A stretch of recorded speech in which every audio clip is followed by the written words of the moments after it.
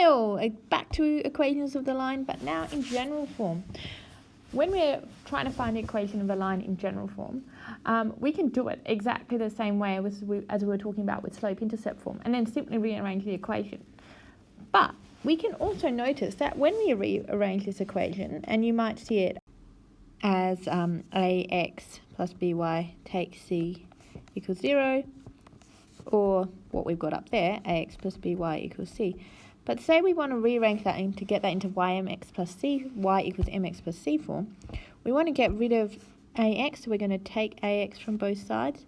If we take ax from both sides, we're going to get, you don't really need to write this down, but that by equals c minus ax.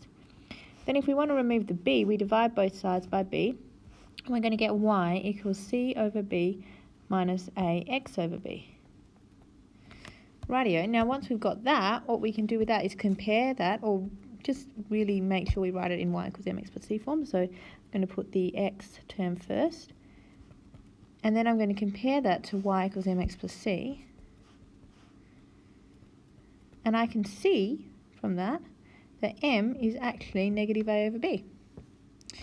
So what that means is if we've got an equation of a line with this slope, negative a over b, we can then go, well, therefore the equation of our line is ax plus by equals c.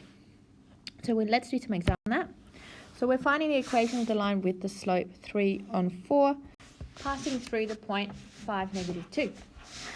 So if we looked at what we said before, if we've got negative a over b as our slope, our equation becomes ax plus by equals c. So let's just write our general equation using the slope first. So what's a? Well, a is going to be careful, because negative a over b equals 3 over 4. Okay?